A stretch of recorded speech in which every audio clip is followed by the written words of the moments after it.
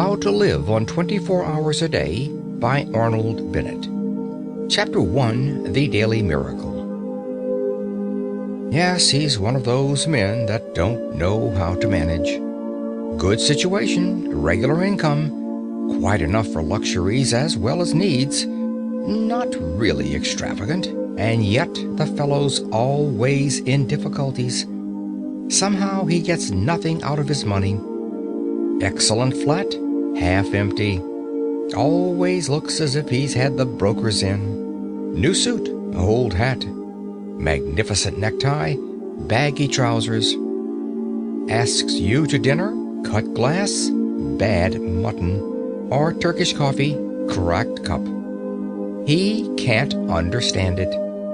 Explanation simply is that he fritters his income away. Wish I had the half of it. I'd show him. So, we have most of us criticized at one time or another in our superior way.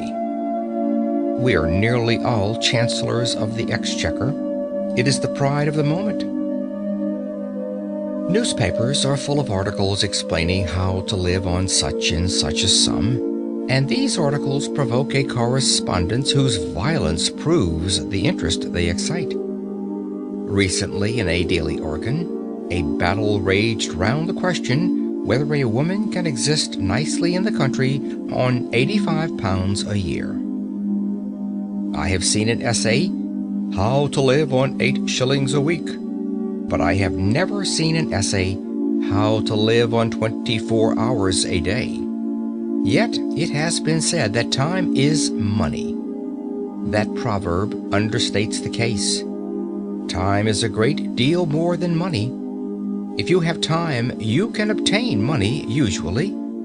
But though you have the wealth of a cloakroom attendant at the Carlton Hotel, you cannot buy yourself a minute more time than I have, or the cat by the fire has. Philosophers have explained space.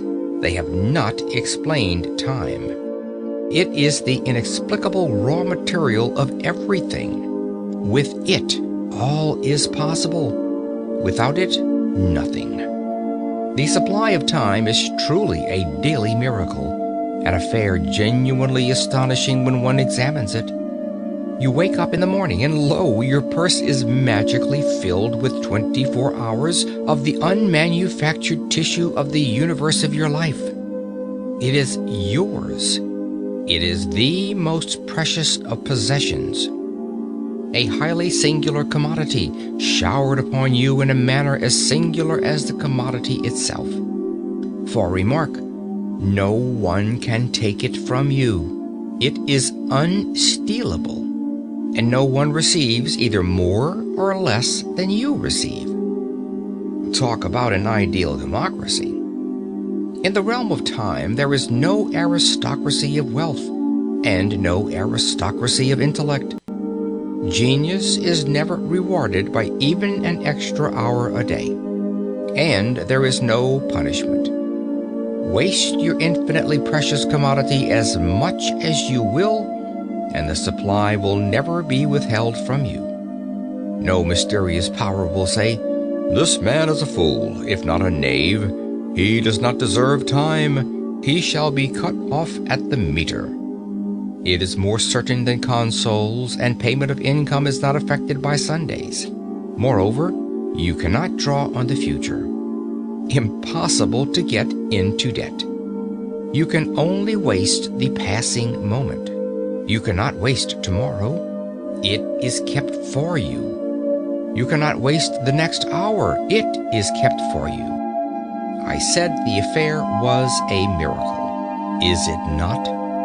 You have to live on 24 hours of daily time. Out of it, you have to spin health, pleasure, money, content, respect, and the evolution of your immortal soul. Its right use, its most effective use, is a matter of the highest urgency and of the most thrilling actuality. All depends on that. Your happiness, the elusive prize that you are clutching for, my friends, depends on that. Strange, that the newspapers, so enterprising and up-to-date as they are not full of how to live on a given income of time instead of how to live on a given income of money. Money is far commoner than time. When one reflects, one perceives that money is just about the commonest thing there is. It encumbers the earth in gross heaps. If one can't contrive to live on a certain income of money, one earns a little more, or steals it, or advertises for it. One doesn't necessarily muddle one's life because one can't quite manage on £1,000 a year. One braces the muscles and makes it guineas and balances the budget. But if one cannot arrange that an income of 24 hours a day shall exactly cover all proper items of expenditure, one does muddle one's life definitely.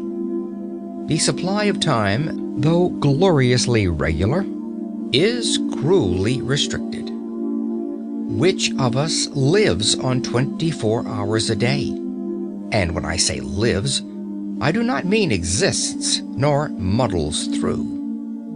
Which of us is free from that uneasy feeling that the great spending departments of his daily life are not managed as he? Which of us is quite sure that his fine suit is not surmounted by a shameful hat, or that in attending to the crockery he has forgotten the quality of the food?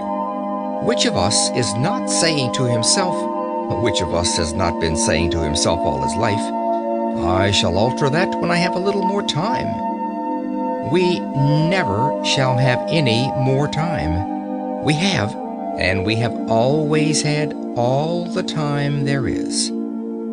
It is the realization of this profound and neglected truth, which, by the way, I have not discovered, that has led me to the minute practical examination of daily time expenditure.